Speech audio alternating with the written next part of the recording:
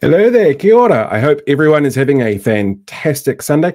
Thank you very much for joining me for tonight's stream. Now, this is going to be split up into 3 parts. The first part is a half-hour-long interview with Professor Robert Patman. Now, Professor Patman is an expert in international relations from Otago University. We gave him a long list of things that we'd like to chat about, and he narrowed it down to 3, which was AUKUS and what that actually looks like, what's happening in the Ukraine and just how much of an impact that has on us here in Aotearoa, New Zealand, and what's happening over in Gaza at the moment and how that's going to impact all sorts of things, in particular how our reaction has been to that. Then following that, I'm going to have Clint Smith on here, and we're going to have a chat about what's going on inside Parliament. Since he used to work there, he was an advisor for Jacinda Ardern when she was Prime Minister. And then after that, long day, we're going to catch up with Blake again and learn a little bit more about his petition he's got before Parliament at the moment, which is linked in the bio on this. No matter where you're watching, you should be able to track that down. If you haven't done so, go and sign it already. It's all about making sure that Whaikaha doesn't go through with their funding changes that they were looking at, and making sure that they put disabled people in the middle of that process instead of just making unilateral decisions. But we'll jump straight into this interview, first of all, with Professor Robert Patman. Glad to see people already filling things out in the chat. This was a pre-record because we've got to work around everybody's schedules, but Blake and I sat down, had a nice long chat to him. I don't have a super chat option yet, Sam. I need more people to watch things more often. Then I will get there. But we will get there.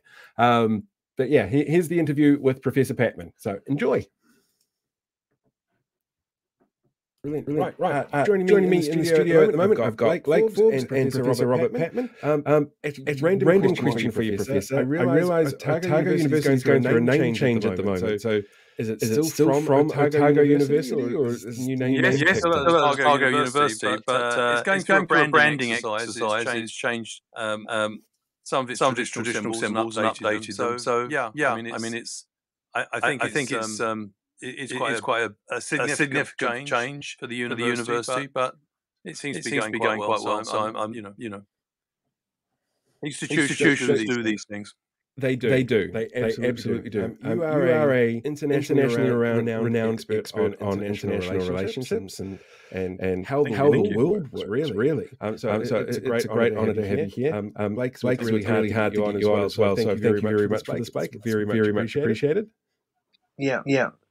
I'm happy to take a next for you. And first of many, I hope. Absolutely. Would you like me to start, or would you like to start? No, you can jump in with the first question, Blake. So let's start with AUKUS. So Mr. Peters has been very let's say open about his thoughts around all of this. What's the effect like for you to begin with? Sorry, he's been very open about his thoughts. I didn't quite catch the last part of the question. What's it like for you? I'm not sure he has been particularly open about. He said that no commitment's been made, and the government is actively exploring it. But he's also made his government has made a number of statements which has changed our relationship to exploring AUKUS. You may recall that the previous government, we now know, was behind the scenes exploring the possibility of joining Pillar 2 of AUKUS. This Pillar 2, by the way, is simply, I say simply, it's a part of the enhanced security arrangement called AUKUS, which deals with sharing of cutting-edge defence technology. Pillar 1 involves the transfer of nuclear power submarines over a very long time frame and at great expense between UK and the US on the one hand and Australia on the other. Right. So when we come back, so this question has been explored since 2021. The Labour government started the process. And the national government say under Mr. Peters they're simply continuing it. But that is disputable. First of all, the Labour government never said that AUKUS is good for regional security. Secondly,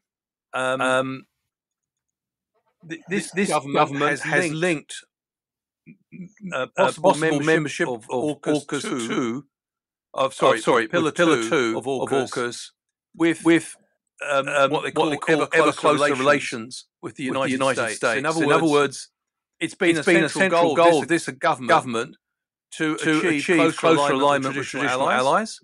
And AUKUS now seems to be, if you like, a key component of that process. So there's a linkage there that didn't exist before.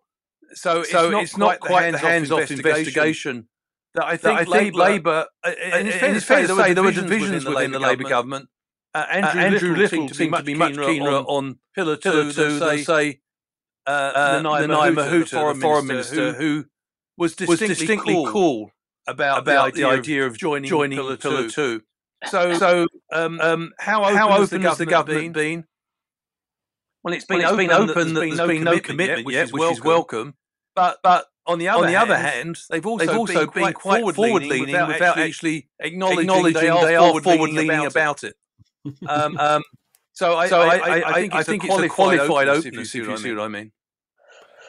Yes. Sorry. For me, when it comes to AUKUS, I'm not a huge expert on this topic. If we're having closer relationships in a military way with America, what does that mean for our nuclear-free status? Well, that's the big complication. Many of us, I'm an AUKUS skeptic. First of all, it will. I don't doubt the sincerity of this government or the previous government in saying that membership of Pillar 2 would not compromise their commitment to non-nuclear security. But the problem is, Paul, New Zealand can't control the perceptions of countries that matter to us greatly, such as in the Pacific Island states and in ASEAN. Now, both the ASEAN, the 10 members of ASEAN, Southeast Asian countries, and the Pacific Island states, both of them are bound by treaties which rule out nuclear weapons in their regions. And there's New Zealand. We've been championing non-nuclear security on a global basis, and suddenly we may become an associate member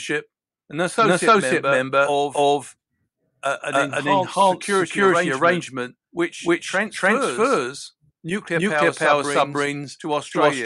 So the danger is, whatever we say about our role, others will see that we're backtracking on our commitment to non-nuclear security by being involved in an arrangement which is actually transferring nuclear powered submarines to New Zealand's only ally, which is Australia.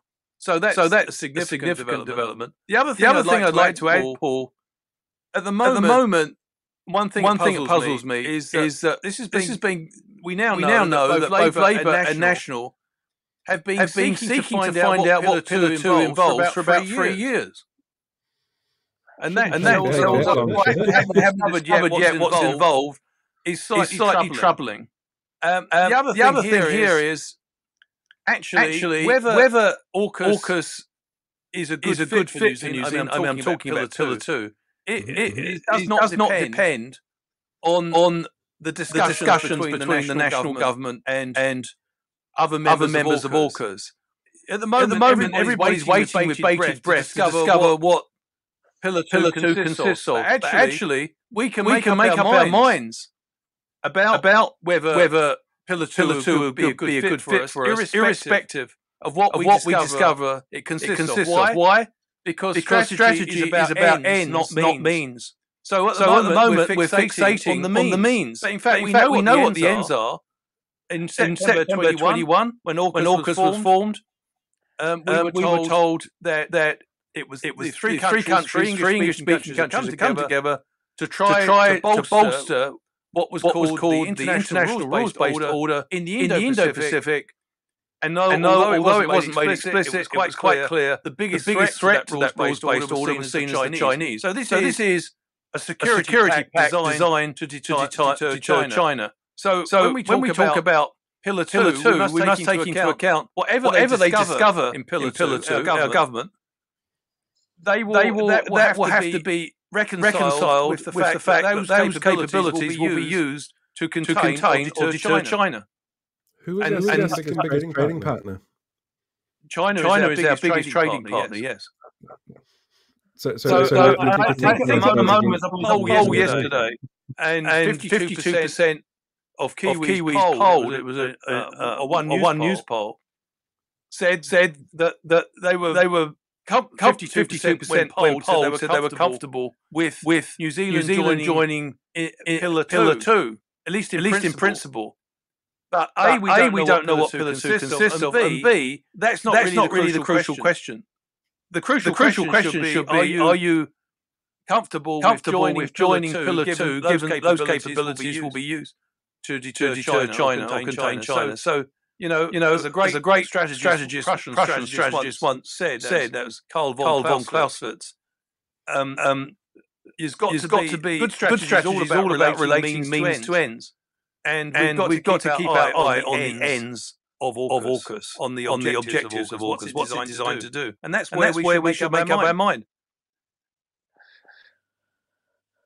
So what I would like to ask is, so the Labour sources have told me that they wouldn't have gone as far as the current administration is in terms of AUKUS. So if they are concerned that could even lead to a Pillar 1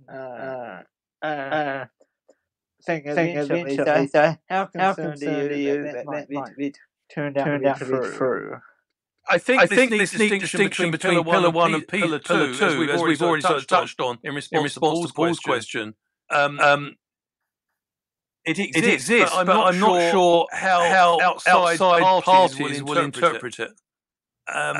It's not so.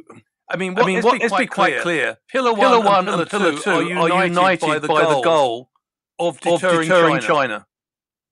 One involves nuclear weapons or nuclear-powered submarines, and the other involves defense sharing or sharing high-tech defense technology. State-of-the-art, artificial intelligence. So when you look at it in that way, the distinction between Pillar 1 and Pillar 2 begins to pale somewhat. And what we do know is that AUKUS as a whole is dedicated to deterring China in the Indo-Pacific. The problem is that if we are seeking to protect the rules-based order from China, it's incumbent on all parties concerned to make sure they protect the rules-based order internationally elsewhere in the world. And unfortunately, as we've seen in Gaza, that hasn't happened. So are we simply joining what is an American attempt to contain China? Yeah, because the concern for me is they will start with Pillar 2, get let's say cozy with the Biden or Trump administration, whatever one wins in November, and then eventually transition to number 1. Yeah, that's absolutely true. And I'm pleased you raised the point about the volatility of US politics. I think it's fair to say I was in Australia last year in September. One of the things that surprised me is how sceptical many Australians are about AUKUS, not least because of the cost. But they also are fearful about Trump coming to power. And so I think it's fair to say that many Kiwis and indeed many Australians might be quite relaxed if Biden was president about Pillar 2, but they may be extremely agitated if someone an America First president was heading AUKUS. We've already seen with respect to NATO, Mr. Trump is not above demanding that people step up their defence contributions. That could put us in a difficult position. But the other thing is we don't share the same values as Mr. Trump. National or Labour are both at odds with Mr. Trump. Mr. Trump, view of the world is a free for all, where great powers can exercise their power unencumbered by international institutions and multilateralism. Mr. Trump is an opponent of multilateralism, which is a keystone of New Zealand's foreign policy. So I can't see if there was I can't even see AUKUS surviving if Mr. Trump comes to power. And so I know the government hasn't made a decision, which is good. But we need to be very clear about what the objectives of AUKUS are. Then there's another issue. I don't think we have any illusions about China. It's a dictatorship. We've known that for a long time. But is AUKUS the appropriate vehicle for trying to counter Chinese influence? Three English-speaking countries, one of whom has serious baggage in the Indo-Pacific colonial past, taking it upon themselves to protect the whole region. That's 60% of the world's population from the threat of China. There's 40 countries. Those countries don't see themselves as pawns in some strategic game between Washington and China. Yes, they're very worried about China, but they don't necessarily believe that three English-speaking countries are going to solve the problem for them.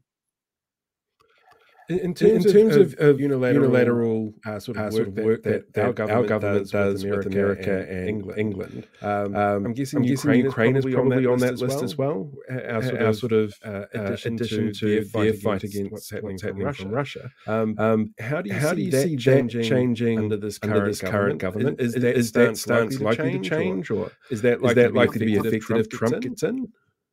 Well, let's be quite clear. Mr. Trump has gone on record as saying that he would deliver peace within 24 hours in Ukraine if he became president. And when you decode that means he will ask Ukraine to surrender to an illegal invasion. And he did say that they wouldn't get a penny more once he was president. So Mr. Trump has a different view of the world. We're a liberal democracy. America is a liberal democracy. But Mr. Trump's supporters did try to overthrow the outcome of the 2020 election. So we have an insurrectionist effectively running for office in 2024. Yes, there's grave concern. Even when Mr. Trump's been out of power, the Biden administration has struggled to deliver some of its military assistance to Ukraine. I'm pleased you raised Ukraine because I think AUKUS is a strategic sideshow. I don't think it's important to us, but Ukraine is. Why? Because if Mr. Putin is defeated by the West rallying behind Ukraine and Russian troops are ejected from their illegal invasion of another country. And let's be quite clear, Mr. Putin can end this conflict in 24 hours by taking his forces back to the internationally recognised borders of Russia. So that's one thing. But if we succeed in thwarting the Russian invasion, that will send a big message to Beijing or China, which is backing Mr. Putin. It's very important that any concession made to Putin in Ukraine by Mr. Trump will only embolden China, particularly with respect to Taiwan. So I'm pleased the national government has stepped up military support for Ukraine. We've given I think an extra 29 million, which brings our support now in humanitarian and military terms to over 100 million. That still pales in significance, by the way, with the sort of support that Australia and Canada are giving to the Ukraine. I do think New Zealand has a huge stake in the defeat of Putin. The world will be a much more dangerous place for us. We trade with 100 countries. We depend on rules to do business. And if those rules are compromised by the demonstration of might is right from the Kremlin, then that could destabilize the world in which we try to make our living. Yes, and with that, do you think that the national government are you happy with the amount of support they are giving? Or No, I'd like to see a lot more. We have in our military arsenal, we have things like javelins and other military capabilities that could be used, which we're not using. I do think this is the number one strategic issue. It's a long way from us, but we'll be affected by the outcome. And it's as I say. I think the best strategy for trying to curb Chinese assertiveness is to defeat Putin. And that will register. I think AUKUS plays into China's hands. So to me, the strategic priority is to try to liberate a country which is a liberal democracy and non-nuclear power, like New Zealand gave up nuclear weapons. A third factor linking New Zealand and Ukraine is that yes. Mr. Zelensky said after the defeat of Russia, he will be leading the charge internationally to reform the Security Council, which has been a long-term goal of New Zealand governments, going back to Peter Fraser. Do you believe that Mr. Luxon needs to in an invitation to Mr. Zelensky to come to New Zealand? Yes, or Mr. Luxon could go and visit Mr. Zelensky in Ukraine. I do think it's important that we not only. To be fair, I was recently in a discussion with other speakers, with the Ukrainian ambassador to Australia and New Zealand. And he's fully aware that New Zealand and Kiwis fully support Ukraine. So he knows that. It's just that they're in a very for 6 months American military aid was not forthcoming, and so at the moment they're trying to that aid now is on its way. But they're dealing with a very difficult situation. I think this is a challenge that we're facing that we must respond. I don't want to overhype this, but I think we could do a little bit more than we're doing, and we have a big interest in a Ukrainian victory. And so I do think we should do everything we can within the limits in which we find ourselves. Is it one of those conflicts that's been going on for a couple of years now, and it's starting to get overshadowed by what we're seeing in the Middle East? Is there a risk of us as a public losing sight of what's actually going on there? Yes, I think there's a tendency in New Zealand, even before Gaza, to say it's a long way from where we are, and what impact does it have? Well, first of all, it has enormous impact in the region which is our backyard, which is the Indo-Pacific. China, a key player and our biggest trading partner, is a big supporter of the Putin regime. It says it's neutral, but in fact, it's assisting buying Russian oil, and it's providing technological support. And I come back to my point.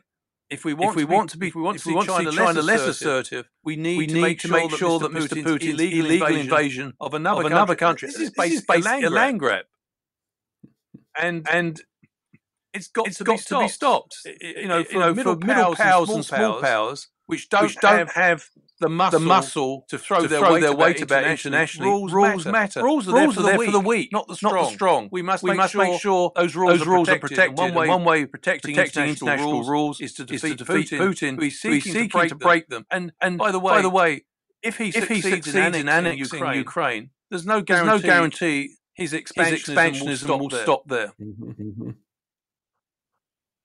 The final topic we're going to finish with is the conflict in Gaza. So, are you happy what's happening over there with Mr. Netanyahu and the conflict there? No, I'm not happy. I think it's an international disgrace. The outcome. I mean, I was very concerned as early as the evening of the 7th of October after the dreadful Hamas terrorist attack, when the Israeli government announced that we'd be pursuing a policy of mighty vengeance. The problem that really worried me was that America responded to the situation by declaring unconditional support for a government Netanyahu government, which has always ruled out the prospect of a Palestinian state. And until recently, the Netanyahu government had regarded Hamas as an asset until 2019, actually, and had encouraged Qatar to funnel funds to Hamas. Why did Mr. Netanyahu regard Hamas as an asset? Because Hamas were at loggerheads with the Palestinian Authority, keeping the Palestinians divided, divide and rule. And so Mr. Netanyahu, since the late 90s, has been a major opponent of a Palestinian state. I think what's happened has been truly dreadful. The UN Security Council has been sidelined. Let's be quite clear about this. The UN Security Council was established to maintain peace and security in the world. It hasn't been able to perform that function because the United States has exercised the veto at least three times to prevent a lasting ceasefire. Instead, it has tried through its back channels, through its own diplomacy, working with Qatar, Egypt, and Israel and Hamas to bring about a ceasefire that way. But so far, there's been no relief for long-suffering people. And the thing that really concerns me is the world has largely watched this tragedy unfold over 6 months. And lots, 14,000 children have been killed, who by definition had nothing to do with the Hamas attack on the 7th of October. So the reason I'm very unhappy about this is because it's all very well the Biden administration talking about its support for a rules-based international order, but that remains just talk if you don't actually uphold humanitarian law and the laws of war. We've seen war crimes in Gaza during the last 6 months. We saw a war crime when Hamas attacked Israel, and unfortunately, the disproportionate and massive response of Israel, which has been supported by the United States, has also consisted of war crimes. So we're in a situation now where there is signs within the United States that many young people in particular are expressing their frustration and demanding an immediate end to the war. It's like parallels with the Vietnam War in the late 60s. But this is a very serious situation. I would go as far as to say that what we've witnessed in the last 6 months is a crisis of humanity. The fact that one power can block the majority. Let's be quite clear. On the 12th of December last year,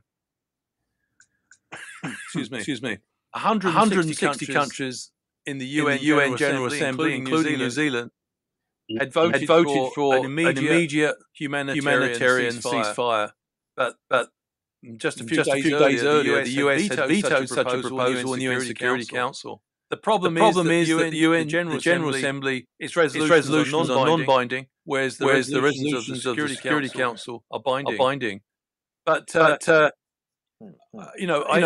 think we've spoken about AUKUS, we spoke about Ukraine this morning. There's linkage between these issues, and the linkage between Gaza and AUKUS is that if we're forming a security arrangement like AUKUS to uphold the rule of law in the Indo-Pacific, that is contradicted or undermined by the failure to uphold the rule of law in places like Gaza.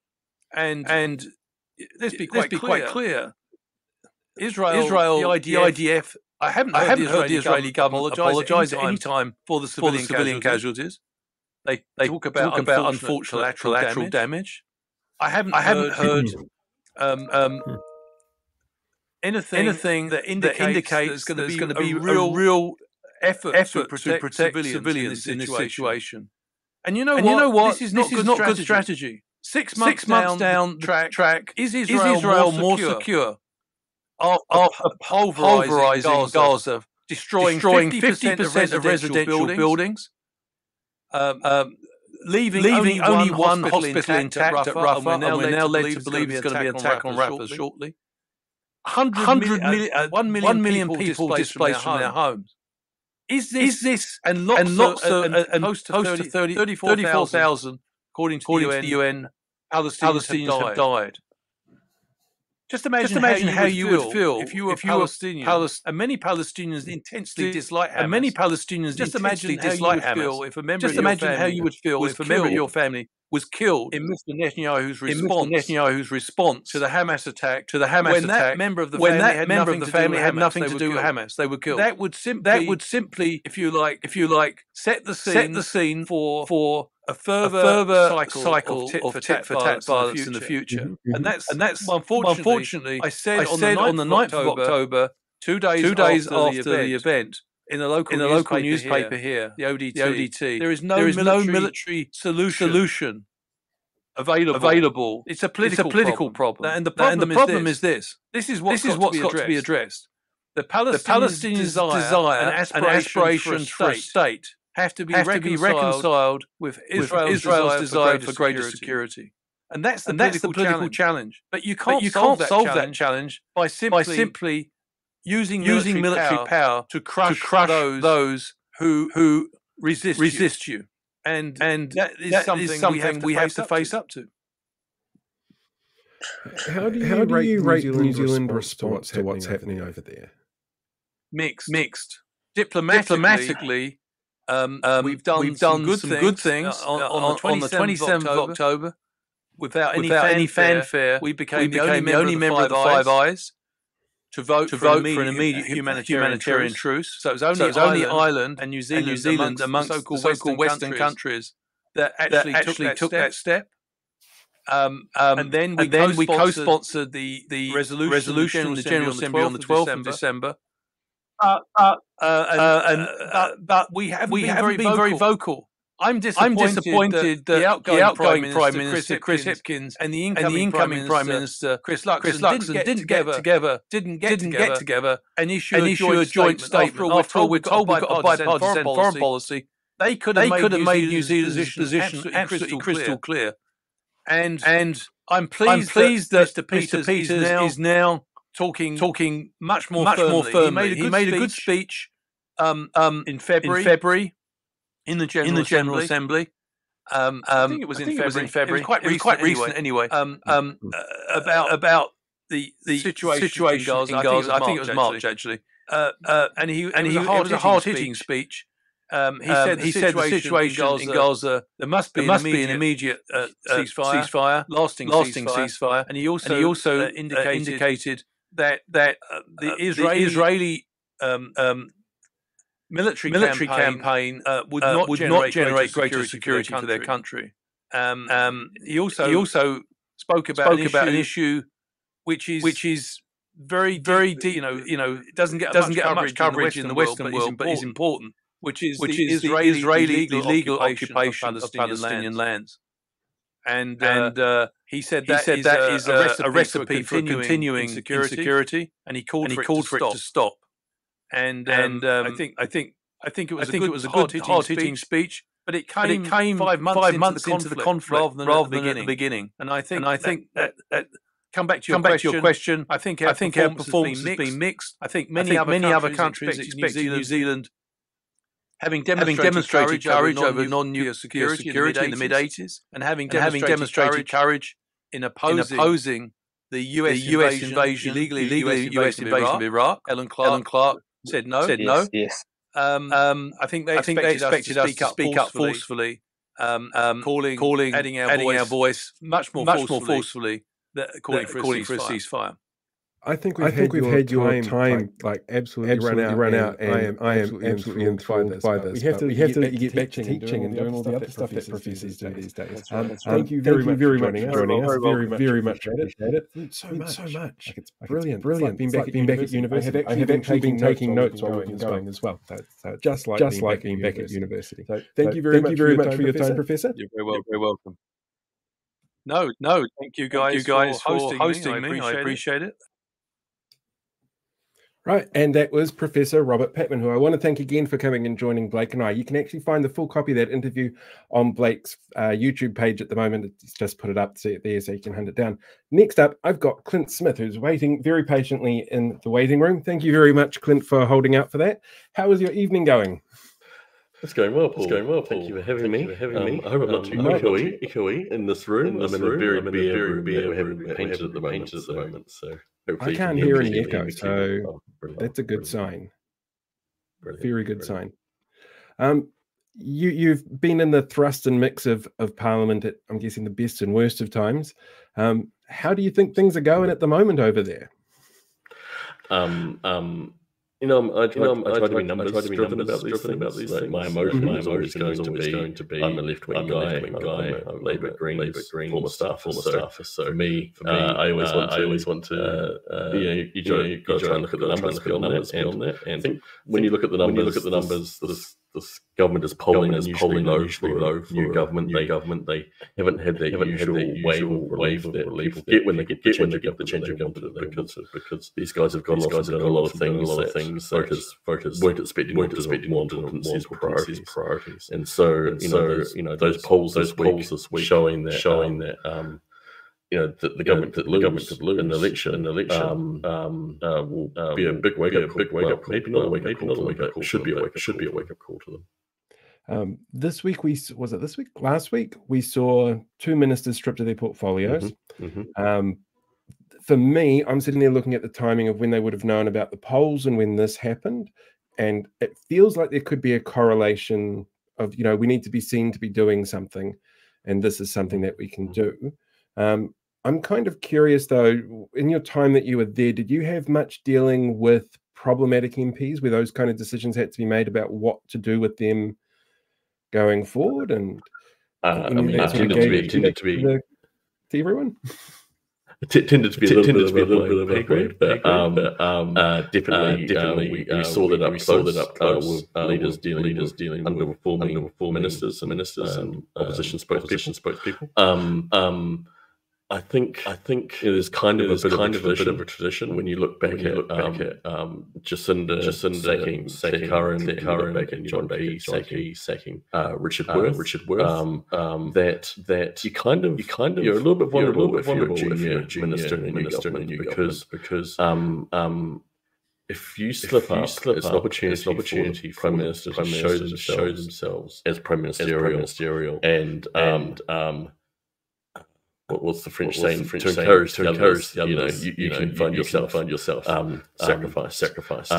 Senior ministers don't tend to get so regularly and easily cut away as those junior ministers do, because they're more important powerful in the party.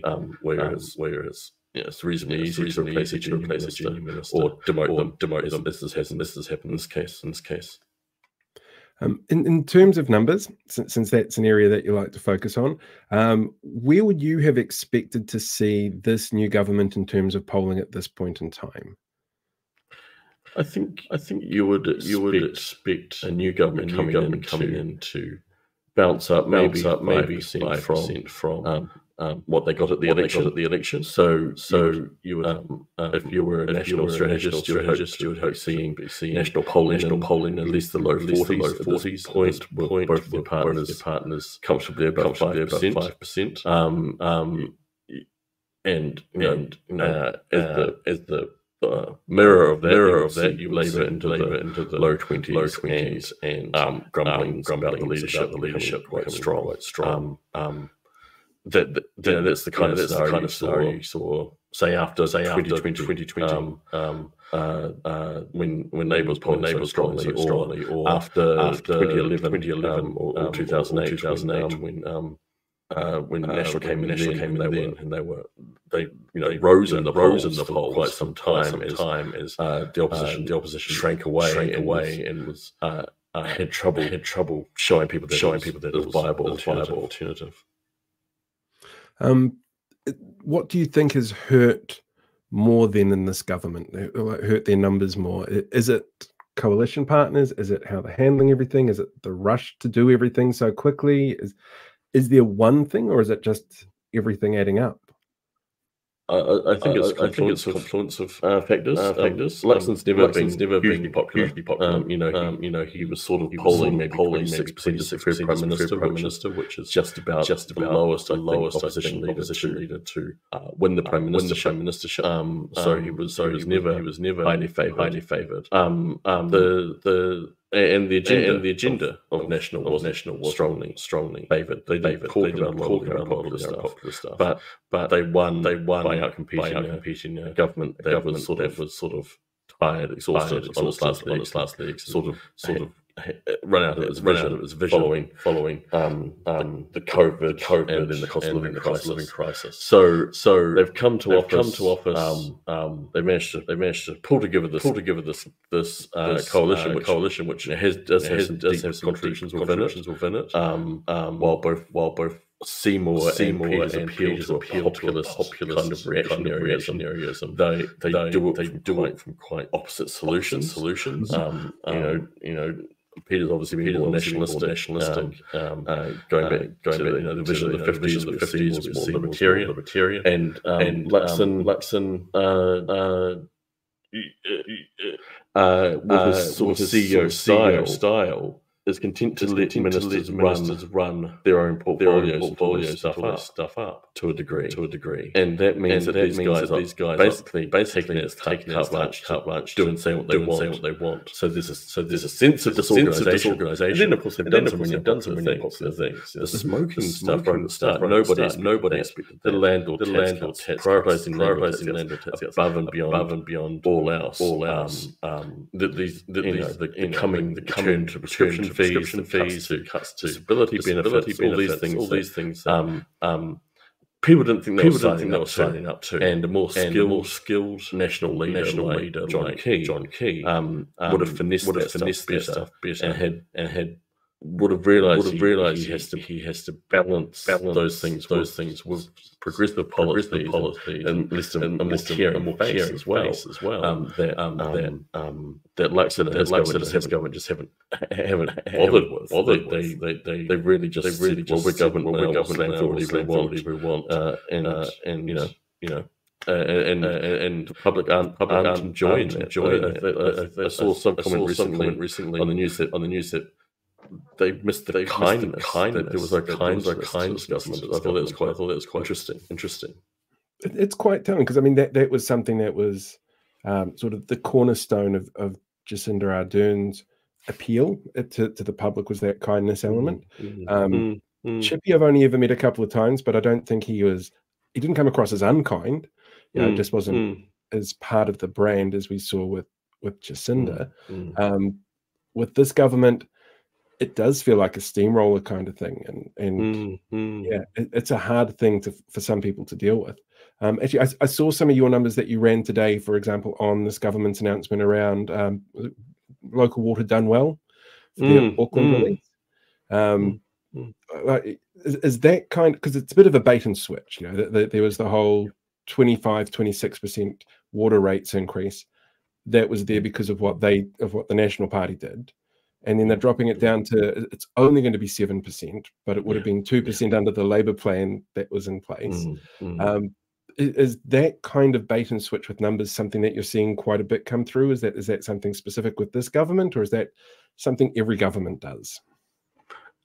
I mean, as someone who's been sitting opposite national policy strategy in election years, I am actually really respect their ability to shape discourse interviews and numbers like that.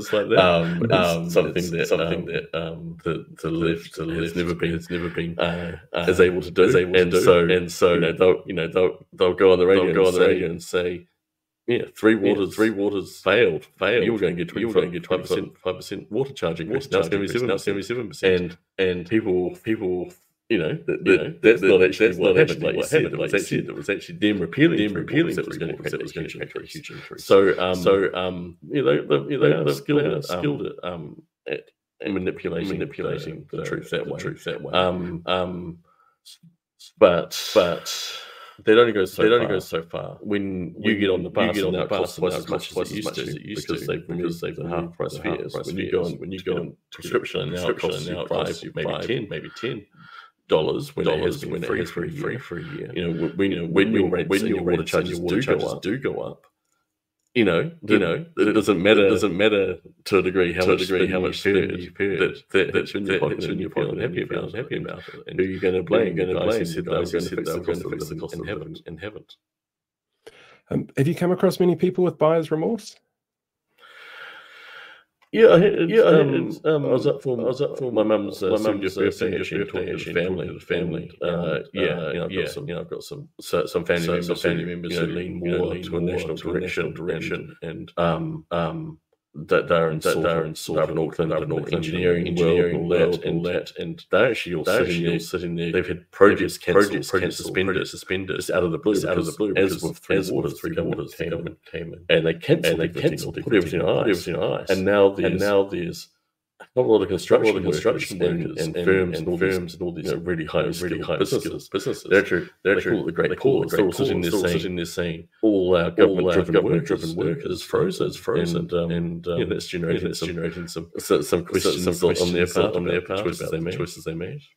That pause actually surprises me. I don't know if it's accurate, but I remember in school being told during the Great Depression that the lesson of the Great Depression was government pays for infrastructure in the time of a recession. That way you've got work coming through, you're getting an upgrade of your infrastructure, you've got people working there spending money. Is that still the basics for what would happen today, or what should be happening today? Yeah, Keynesian economics, what they call countercyclical. So the saying is everyone's Keynesian wins a recession, because we saw this in the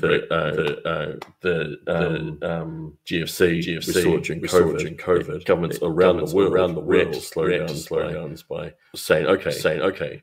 The important thing is to keep the economy turning over, and so we'll bring forward some spending that we would have needed anyway. And we might have to borrow to do that, but we are going to keep people in work, keep making stuff that's going to be valuable to the economy long term, and that's going to keep people in work now, so that there's a recessionary spiral, which is very in danger, especially here in Wellington, where people are losing their jobs, other people are losing their jobs, so they slow down their spending, and then spreads into the wider local economy, and you have it's not just the servants, it's everyone else starts to just spend less, they start to shut down, and you get the spiral.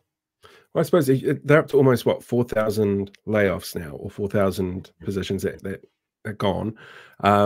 That's a huge chunk of any CBD workforce, and I'm guessing most public servants are going to be in the CBD at some point in time for their role, even if it's only 1 day a week, for example. The impact has got to be huge for the local economy, but what I'm not seeing anybody ask the government at the moment is, who are these people that are losing their jobs? Like, what do they do? Does that, because if it's somebody who's there as a sort of really good middle manager who's in the office 5 days a week, for example, that impact must be pretty high as well, both economically and to what the output is, and to me it just doesn't make sense.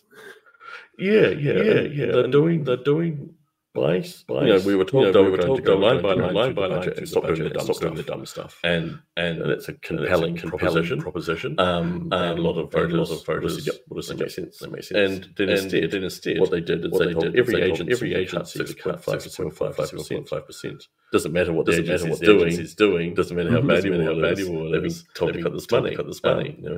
Whaikaho cut this money. The police back off the money. Everyone,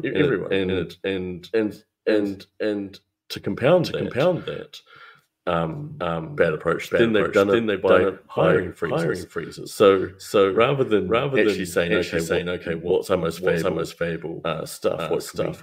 What can we afford to cut or didn't have to? They're like, well, whenever we lose, someone goes on and retires, or someone to have a baby, we're just going to lose that job, and that could be anything. It's a slapdash approach. Randomly shooting holes in your organizational structure of your agency. It's a terrible approach. It is. I saw a story a couple of weeks ago about Oranga Tamariki has no lawyers in a couple of different areas of the country. Yeah. I mean, that strikes me as the kind of thing they probably need. Yeah, and it'll be a total economy, right? Because those lawyers were employed down south of Otago. They were working down there for a reason. So what are they going to do now? They're going to hire contract lawyers, Christchurch, and fly them down and put them up in the hotel for the work, and you end up costing more. Yeah. In terms of the setup that we've got at the moment, then, is this the perfect conditions for another brain drain? I think absolutely. I mean, there's already been the pent up thing from COVID that people who normally would have gone to do OE didn't over those years. So there's that to happen. And in fact, I was walking down the street, Wellington, just the other day, past. I'm not sure which government it was, but behind me they were talking, and one of them was saying, this doesn't mean too much. If I get sacked, I don't have kids. I don't have a mortgage here. I haven't done my OEE. I might just go to job permanent. She literally. And I was like, well, this is the real calculation people are making. And it's easy to dismiss these people as paper pushers, but they're actually doing jobs, and when they're not done, start to notice it. One final question for you, which I don't know if you'll be able to give me an answer on this one. Do you have any predictions for the budget? I mean, the centerpiece will be tax cuts of some description. The challenge of tax cuts is really expensive. To give there are 4 million taxpayers, so to give $20 a week to 4 million taxpayers, which is $1,000 a year. It's $4 billion a year, which it is huge. It's more than the total budget for the police. And so they're not going to do that. They can't afford to. So what they said before the election was top end is $20 a week, and about 40% of people get $2 a week, and about 5% nothing, because everyone, including political journalists, always forget that there are lots of Kiwis who earn low incomes, really low incomes. So there'll be that. How they pay for it. That they'll find some new charges, things that we probably don't expect. No one expected they were going to up rego costs for your car. I think probably they bring up prescriptions. They might not make it $5. They might make it $10. Try and eke some money out there. But there'll be some extra charges and cuts that no one quite sees coming. Every time I've been every budget lockup since 2008. There's always some surprises, and they need to find a lot of money to make this balance, because they're committed to very expensive tax cuts, and they're nowhere near paying for the cuts they've announced so far. I know we're looking at borrowing some money. Actually, is it like 15 billion or something like that? Which we're told. Nicola Willis likes to tell us it's not for tax cuts; it's for other things. But in the balance of things, does that make a difference? We're borrowing money, and this is something we're spending. Yeah, I mean, it's money's fungible, right? You can use it for any different use. So it could be that they could invest more in public services or benefit those kind of things. They could have less debt, or they could have tax. And what they've chosen, what they're effectively saying with the approach, and the landlord tax have gone through, is that the landlord tax top priority for the money they have. And then there's income tax, and then everything comes below those. So whether it's investors, whether it's hiring doctors, they're right now cutting the hours of nurses and doctors to try and make ends meet in the hospitals. But they've decided that's a lower priority than tax cuts. That does not, to me, sound like a good way to run an economy. But doesn't sound like I'm not an economist either, but. Yeah, it's a horrible thing to sit back and watch sometimes, and not being an expert and still going, this looks really screwed up on paper, does not sit well with me. I agree. Anyway, Clint, thank you very much for joining me tonight. It is very much appreciated. I've learned heaps. A pleasure. I'm having a great day of learning things. It's absolutely brilliant. Keep up the good work. Thank you for having me. Cheers, Paul. Cheers. Right, so that was Clint Smith. As you can see, I know nothing about numbers, and Clint is an absolute legend with this kind of stuff. It was fantastic to get him in and have a little chat about what's going on. Next up, I'm going to actually show you an interview that I've done with Blake around his petition. If you don't recall, Blake actually has a petition at the moment on the Parliament website, really specifically focusing on those cuts to whaikaha. He knows far more about it than I do. So what I've done is I pre-recorded an interview with him as well, and there's a link in the description on Facebook and YouTube at the moment. If you haven't had a chance to go and sign it, definitely go and do so. We will get that all up and running now. So hold tight, because I'm still working out how to press all the right buttons. Very much for joining me tonight and helping out with the interview with Professor Patman. I wanted to get a bit of an update from you around the disability sector. It's been pretty hectic. You've been pretty busy as well in that space. I know you've been working on a petition that's sitting in front of Parliament at the moment. It's on their website. Do you want to give us a bit of an update as to what's been happening and what the vibe has been? Of course, with you. And before we start, I'd just like to say to your viewers, thank you for the wonderful response in me starting on the channel recently. It's been really good, and I hope you enjoy the content we have to come for you. We've got some ideas coming up. So just for what I get out that way. Anyway, in terms of the campaign, yes, been very busy. Since I spoke to you last, I've been with Mr. Hipkins and Barbara Edmonds and trying to put in the door at the Green Party. I've been meeting with the local mayor where I live, and trying to get other mayoral and here's a council involved in the region. So it's been very successful. What's the feedback being like from them? Mostly all the same. They just disgusted. Yeah. The stuff going on right now, as we did in our last days. Basically the same. They're just appalled, really. Priyanka and Barbara had a Hui meeting a few weeks ago. And Wellington at the college, where they we're hearing out people, and there were other people there with their petitions. A couple of the more famous advocates in the area that have featured on TV as well. And the response has just been overwhelming. Just terrible what's happening. The fact that she announced because it broke during that meeting that they were going to be taking away feeding tubes and tums, feeding pumps and tums. Sorry.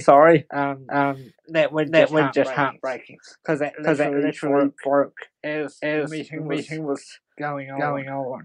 She literally because I wasn't able to go because of some logistical issues. Ironically, trying to sort issues.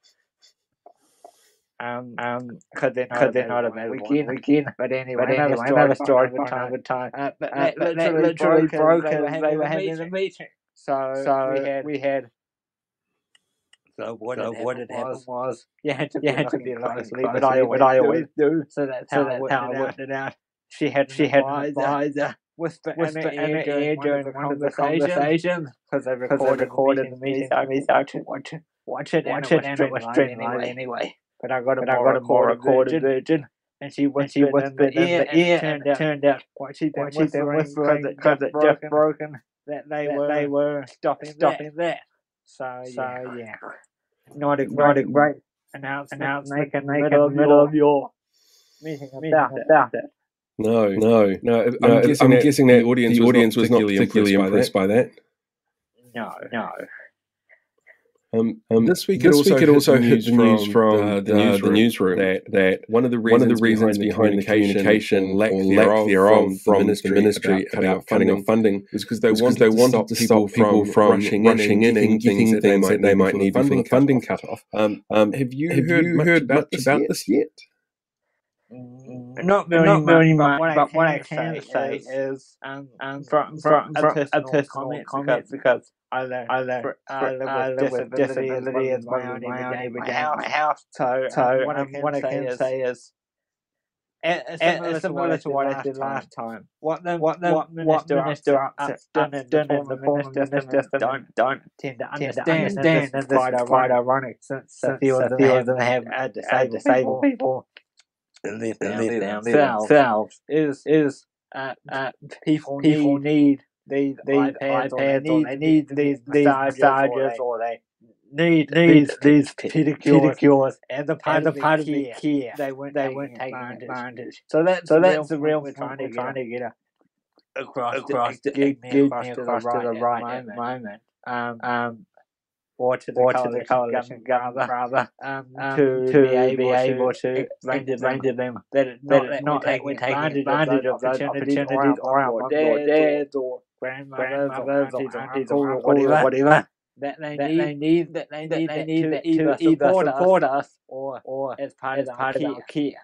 So if the child or the adult, it will be a part of the care. And if the carer goes for a haircut, pedicure, or whatever, not because they take advantage of it, is they need to give them a bit of relaxation. Because you might have a child that's up in the middle of the night, or whatever. Every situation is different, and this is something that the coalition government at this point they seem to be getting a bit more open. But I will say at this point they seem to be missing the boat on that and blaming the carers, which is not a good thing at all. Have you had any feedback from anybody within the coalition? So what I would say, Paul, is nothing official. No. You've got a petition running at the moment on the parliamentary website. How's that been going so far? As I said in the last show, we are doing that petition to take to committee, so that's up on the Parliament website now. And it will be running until the 13th of May. I'll make sure that there's a link in the description as well, so that people can access it even after the live stream here, and make sure that they can go in and sign it if they haven't done so already. Do you know what the numbers have been like? I haven't checked in the last couple of days. Only a couple hundred, which is a bit disappointing. I'm not sure the threshold to get to select committee that strong. As I understand it, you are available. You'll be join us, which we greatly appreciated. So you'll be able to keep these guys updated on the progress. I hope so. They better do it on a day that I'm free.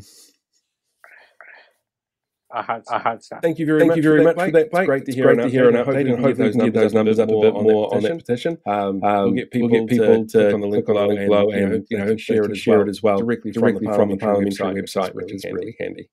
Thank you, Paul. Always a pleasure.